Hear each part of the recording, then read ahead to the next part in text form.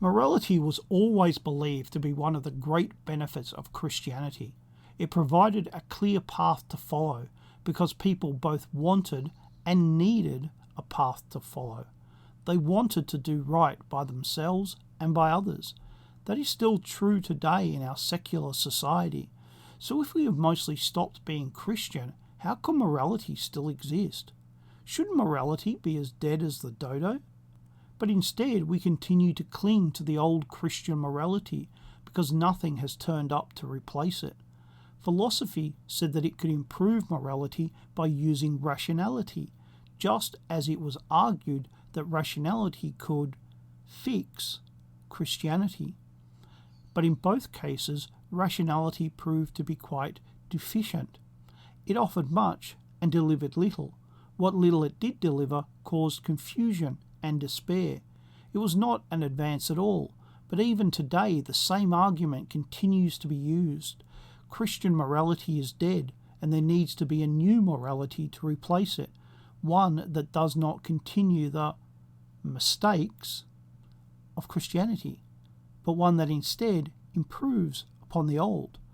The promise is out with the old and in with the new, but the promise never delivers. Why not? Because it can't deliver such a thing. The basic idea is that rationality would use the advances in the natural sciences to create rational ideas, which had to be an improvement over what had come before.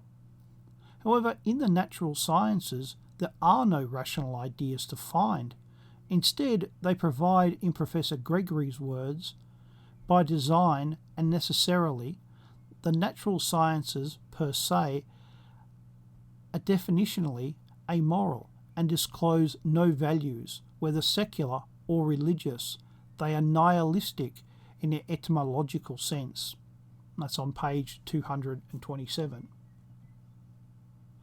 This situation came about because the Protestant churches sought to create a more perfect morality than the one that they felt existed under the Catholic Church. Instead, they found that human nature was as flawed as it had ever been. But the idea continued on even when the Protestant churches largely decided to stop with the changes they had made and not to advance any further on this issue. Secular forces thought that they could succeed where the churches had failed. In fact, it would prove that science and philosophy was superior to any superstitious church thinking, but it failed to even provide an alternative morality. It did help to create a more intellectual argument for immorality, but it never set out to achieve that. But achieve it, it did. People want to be moral, both in the past and today.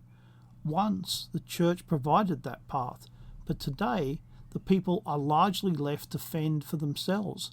All those who should and once did provide leadership are now increasingly silent, even the churches.